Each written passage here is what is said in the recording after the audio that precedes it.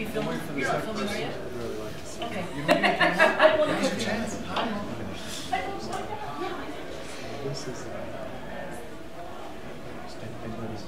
Welcome to this next section, next session. Presenting in this session is Elmer Masters and Sarah Glassmeyer from the Center for Computer Assisted Legal Instruction. And I'm going to hand the time over to them. Great. Thank you very much for coming. Today we're going to talk about turning government information into open educational resources. So just to start, yes, as you said, we are from the Center for Computer Assisted Legal Instruction. I'm Sarah, and this is Elmer. And CALI is a nonprofit consortium of pretty much every law school in the country. Well, there's only about 4 or 5 that actually aren't members. And we do a lot of things. We think of ourselves kind of as an ed tech skunkworks in a way, in that our membership of the law schools, they pay a membership fee every year, and what they do, or what we do with that money is, we experiment to do new techie things with education. Because as you'll see, legal education in many ways is stuck in the 19th century.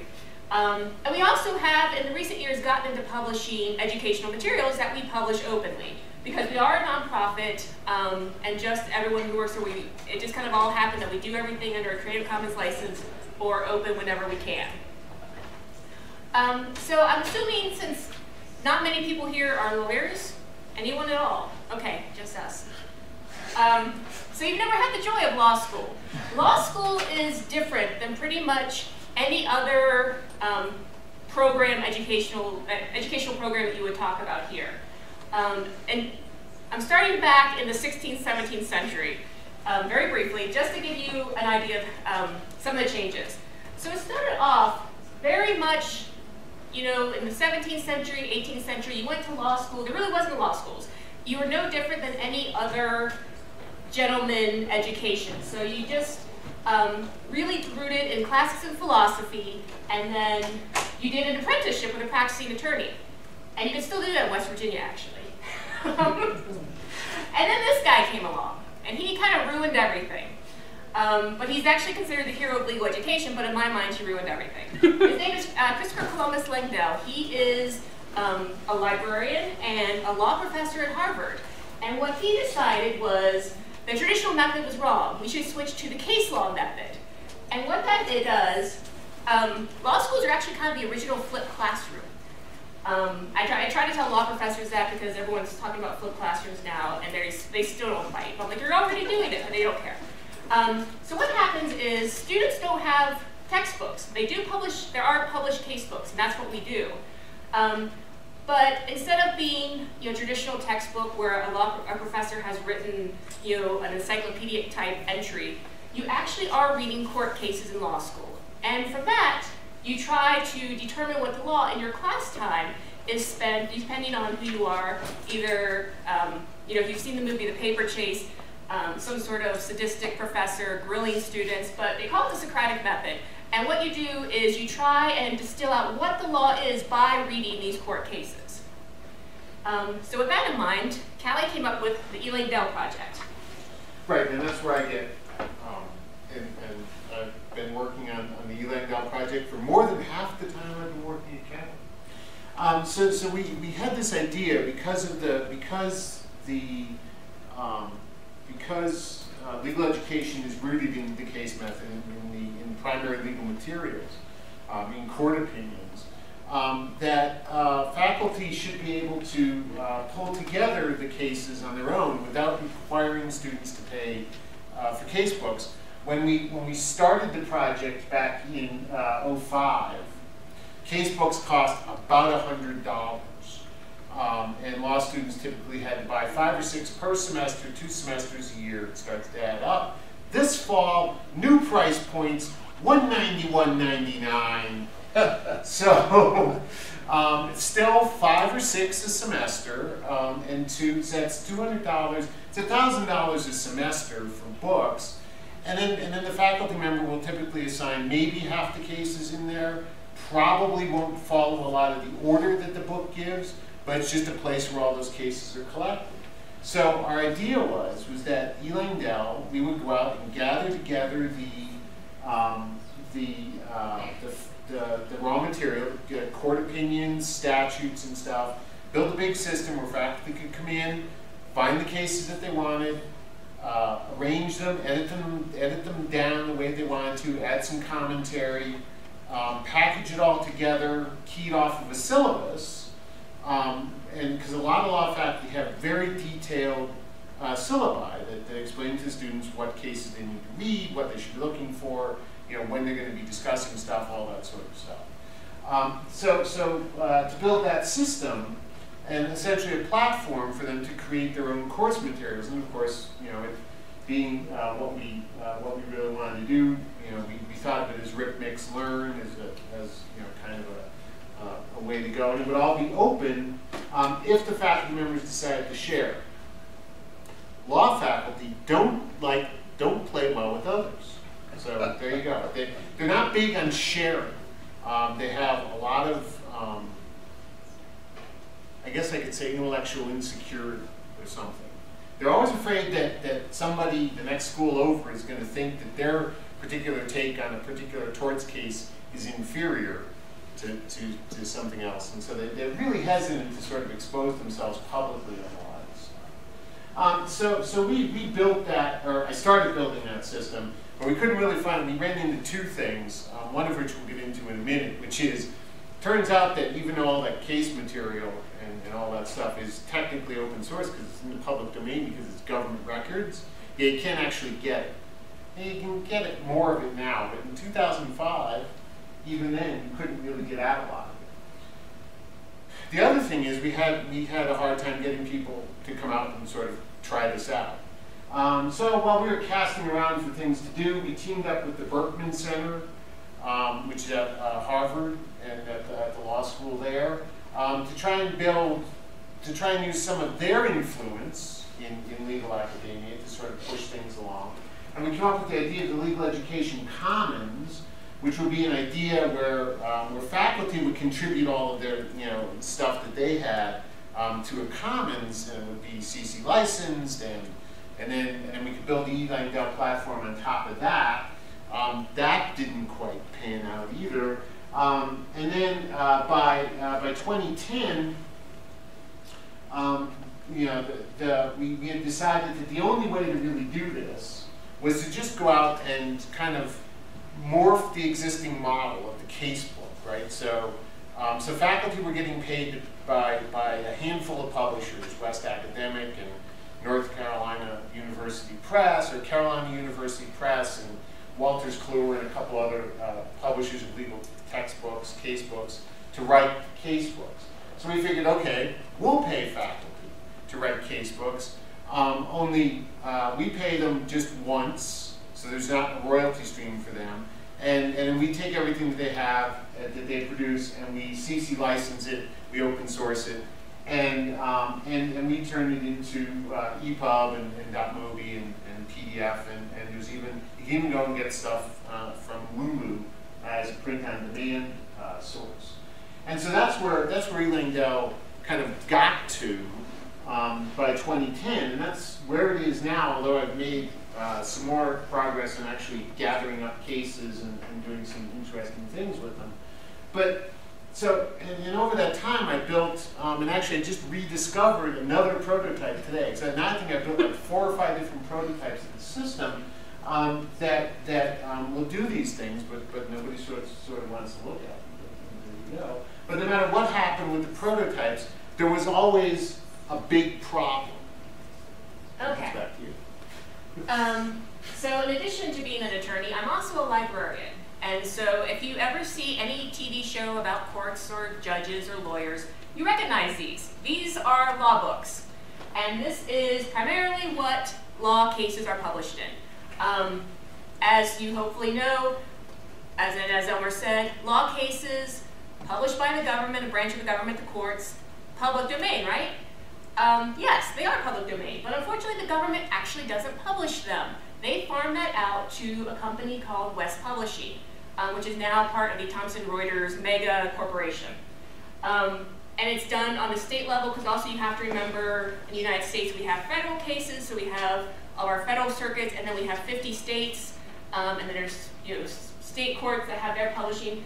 And there are a few states that do publish their own, and now with the advent of the web, a lot more are doing it. But for the most part, everyone uses WES, and specifically this is called the National Reporter System.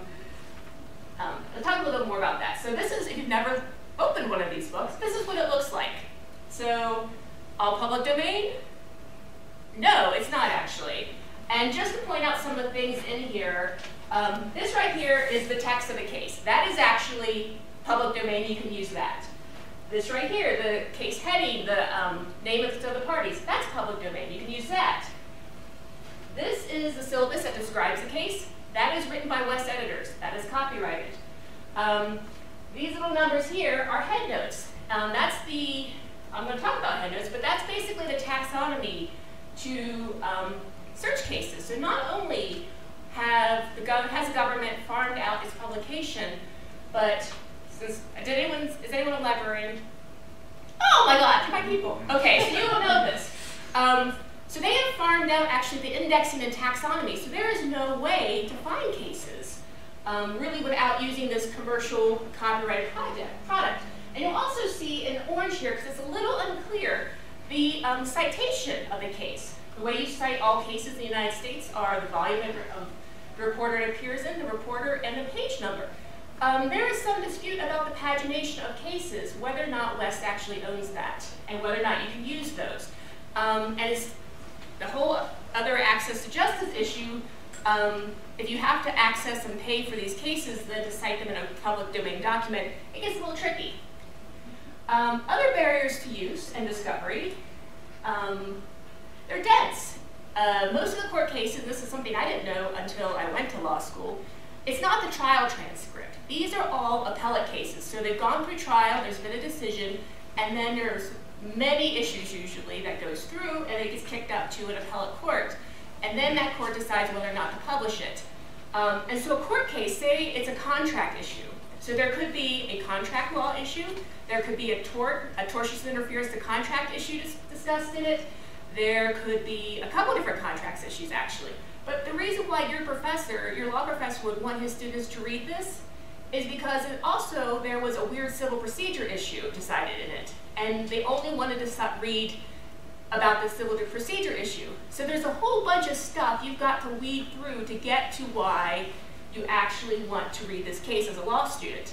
And this is why I say Christopher Columbus Langdell kind of ruined legal education. So students have to wade through all that, and the editors of the commercial casebooks have to weed out a lot of that stuff. So usually when a student is reading a court case, they're only reading a very part of it. So yes, several topics covered. And so here's the taxonomy. This is called the key number system. It's great, it's brilliant. Was very useful in the early part of the 20th century when we didn't have computers and full text searching. But now it's really hard to go back and make it up from scratch. And we're trying to do that at CALI with our open topic taxonomy. But for the most part, so it's very hard to even find the cases that you would want to read and put in a case book, and then actually find the specific issue within that case that is that civil procedure issue, for example. So we had to come up with a slight solution. So this is just a brief screenshot of some of the contracts books available for sale in the United States. Case books, just for students to read. And what we did, because tables of contents and that sort of thing are copyright issued, we just took a large sample of case books, whatever we get our hands on. So all the contracts case books, all the torts case books, all the Civ Pro case books, all the main 13 topics that are taught in every law school first year curriculum and appear on bar exams. So that is one thing going on our favor, and this talk is a lot of our failures, but one thing that we have going for us is that law school curriculums are pretty much the same across the board. And so we took all these case books, we looked at all the cases they had listed, and we ended up with our survey of, what did we end up with, like 10,000 cases? Yeah, about 10,000 cases that are used over and over again in all the case books used in the United States. But so we knew what cases we needed, but we just couldn't get a hold of them. And then we did. There's a sort of an upstart in the legal information area called FastCase, and as much more than anything, FastCase, it's the CIO or CEO. CEO, yeah. So the CEO of FastCase is Ed Walters, and he's a big fan of open access to the law. His board of directors, not so much, but that's okay. So he can. But what he was able to do for us was we gave him a list of cases. He found most of the cases in their system already, but the things that he has to go through, even as a company, he actually ends up sending PDFs of the court cases, because also the data is not freely available. Not only is it published, not only is the publication of it actually controlled by Thomson Reuters, but the courts themselves don't release the data except as PDFs, which is like getting faxes from people. So he actually sends the PDFs off to China, where they're double keyed. And put back and put back together. And by the way, West does much the same thing with them, except they send them to India.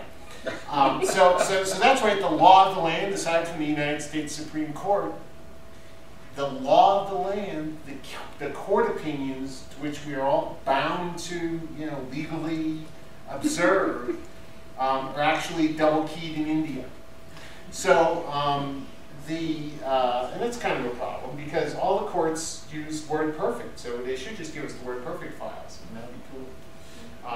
Or I suppose they could switch to Word.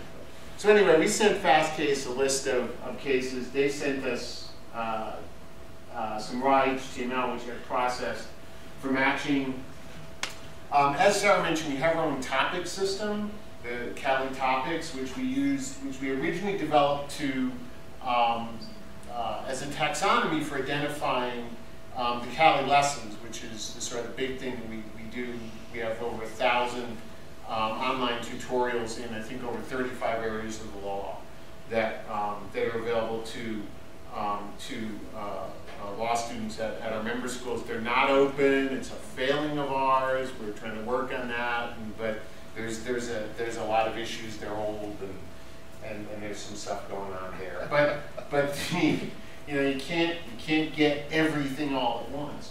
But we have our own topic system. So I built that in, and we've done some work with the metadata of the cases, and then they get stored in a database and indexed for faculty to find them. I haven't finished all of that yet, but when I do, we should be back to the sort of original idea of eLangdell, which would give faculty the ability to actually create things. But in the meantime, we have our current eLangdell bookstore, which Sarah's going to talk about. So this is what we currently have. We're not happy with it, but unfortunately, it's kind of unfortunately in that our user base is happy with it in a way, because it very much is the old model. We hire law professors who spend a semester doing what other law professors would do for a commercial publisher. They gather cases, they edit them, they put them in the order they would like, they add in any explanatory material they'd like, and then we publish it. And we even, we used to have a little bit more exciting covers.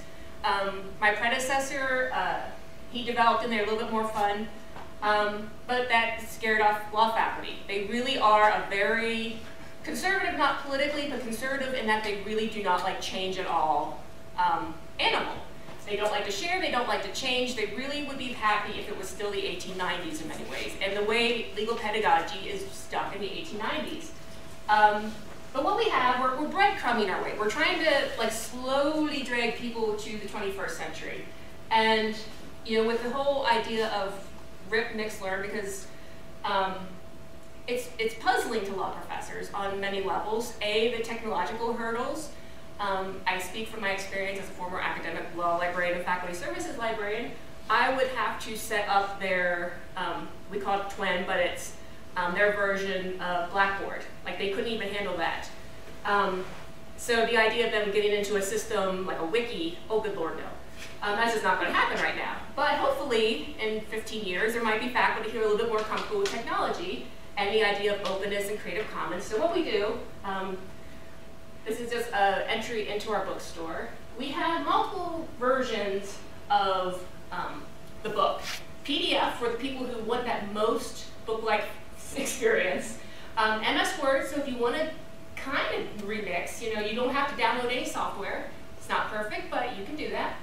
EPUBs, we have explanations on how there's an open source tool called Sigil, and that's another thing. When I joined CALI 2.5 years ago, and in our process of hashing out some of the prototypes of CALI, one of the things we wanted to be really, you know, as part of the open thing, using open source tools. So apparently it's a lot easier to make an ebook with Adobe, whatever it is, but that costs $350 or whatever it is. So no, we use Sigil. It's an open source ebook maker. It actually works really well. But again, it's a download, which is terrifying to faculty, and it's not word perfect, which is terrifying to them. But it's there. And we have Mobi because a lot of people have Kindles, and Mobi doesn't play well with EPUB. And we even, because, and I have it in my backpack, we even made it because the idea of an electric book, not even an e-book, an electric book with our, you know, electric horses, it's so scary to faculty. We print them. We do print on demand via Lulu. We make absolutely no profit off of it. But this book, this is Land Juice, one of our case books. So this is a couple hundred pages. A very similar text would cost $190, as we were saying. And I want to say this costs $25 to the students. And that's because it's opted for the hardcover. Soft cover would be about $12. So we're trying to make it as economical for the students as possible. And again, everything's CC licensed, so we beg people, use it, take it, remix it, do whatever you can. We put it wherever we can to get people to use it. But it's just a culture problem right now. For the most, it's a technological problem, the culture problem, the source problem. But other than that, we're doing great.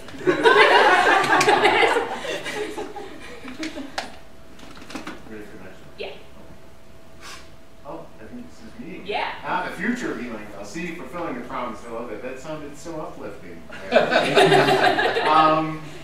Well, but the thing is that, you know, we're still looking at, we're still looking at that original idea of being able to provide the faculty with the ability to sort of create their own materials and then make those available to students and let students use them and that sort of stuff. And we're getting there, and currently I'm scheming on how to capitalize with the current panic in legal education. So actually kind of waves that in there a little bit. So we'll get, we'll work on that stuff. And certainly one of the reasons why I like this conference is I always get good ideas. And I've already had I've had like a whole conference worth today. And, so it's been pretty good. And then, let's see, I think is that the last slide. There's actually,